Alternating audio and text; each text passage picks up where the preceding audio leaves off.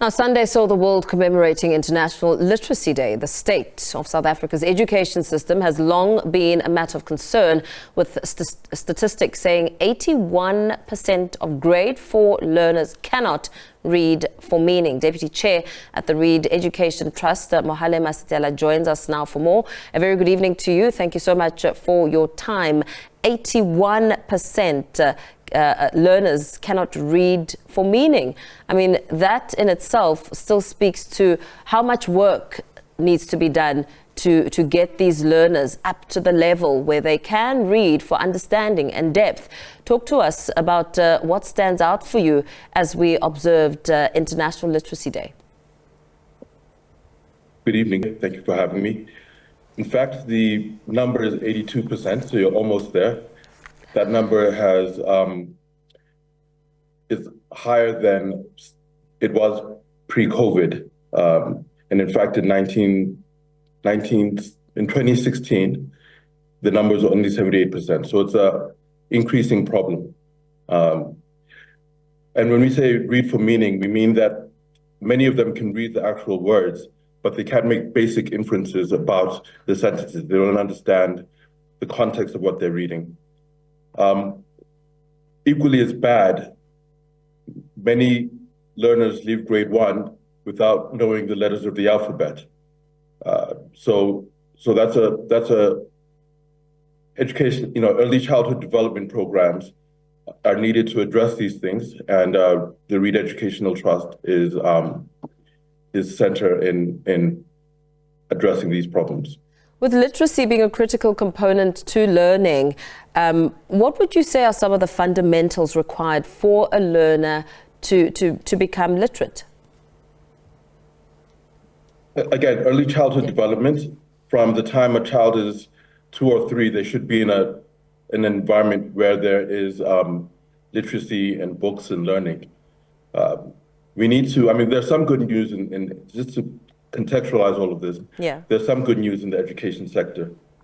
Some of this good news is that matric results have increased.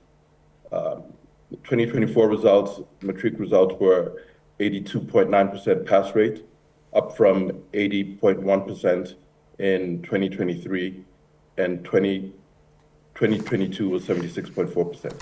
So 2024 results were the best since the establishment of a democratic South Africa.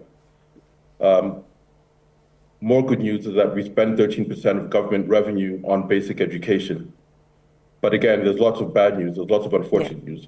Yes. Part of that unfortunate news is that we spend 13% of government revenue on basic education. So I said it's good news. It's good news because it indicates a willingness for us to spend on basic education. But it's bad news because we are not getting the learning outcomes we get. Countries such as many countries in Scandinavia, they spend a similar percentage of government revenue, and yet their learning outcomes are amongst the best in the world. So why are the learning outcomes not showing on paper? What is the problem? The problems, again, I think the primary problem is early childhood development, early childhood education. But another problem is the quality of the teachers. The quality of an education system will never outstrip the quality of the teachers. It's completely dependent on the quality of the teachers. So another one of our interventions at Reed is teaching pedagogical methods for teachers. In other words, teaching teachers how to teach. Another issue is an issue, we call it translanguaging. What happens is, in many rural areas and townships, we find that pupils are learning in grade 1, 2, and 3 in their home languages, and then in grade 4, they suddenly switch to English language. This surely must contribute to the 82% of learners not being able to read for meaning that you and I introduced the segment with. Yeah, that's quite interesting to point out. What are the interventions that are needed then? Is it to say that first languages, whether it's Setswana or Tsonga, should continue up until matric, and what are the solutions around that? How do we navigate around it? Why can't learners read and express themselves and learn in whatever language, which is their preference as a first language, as opposed to English being the first language? I think, again, it's a pedagogical approach. It's something that's not only here in South Africa, but it's a global issue. The solution, we think, is that students should be able to think in multiple languages and use their home language as a base to learn English as a medium and other subjects as well. You know, math is a language as well. So if you're able to learn and express yourself in your home language, then it's beneficial to even becoming literate in English. So it's really an approach. Government identified this as a aim as early as 2012. We're now in 2024. So this has been something that's been spoken about, but hasn't been actioned. Yeah. So again, it's a learning approach. If government works in tandem with organizations like READ and other NGOs in the literacy space, you talk about think that we can address this. Yeah, you talk about some of the interventions in teaching teachers how to teach, and also make mention of some of the loopholes in pupils not being able to learn to identify the letters of the alphabet, and also now speaking to supporting learners on their journey to learning to read is important, but with teachers themselves being taught to teach, in some instances, it creates a different ball game for parents, guardians who are now at home and also trying to assist. And of course, that in itself can feel overwhelming.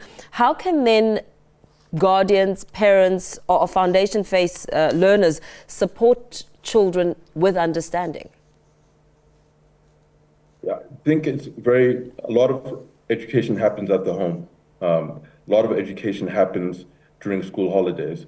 So parents and guardians should continue to teach. There's an interesting chapter in a book called Outliers by Malcolm Gladwell. Is it Gladwell? Yeah, who speaks about the importance of learning at home.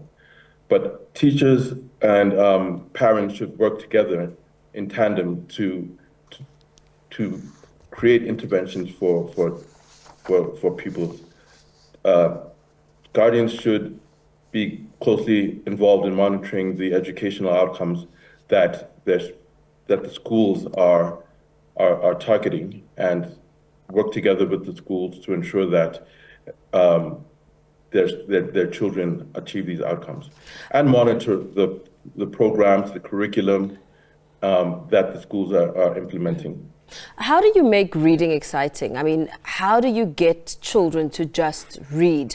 What kind of books are we talking about here? And also considering that not all children can access books. Another thing that we do at READ is to create age-appropriate, interesting books in multiple languages, English as well as home languages. So we must just continue to produce interesting, age-appropriate material.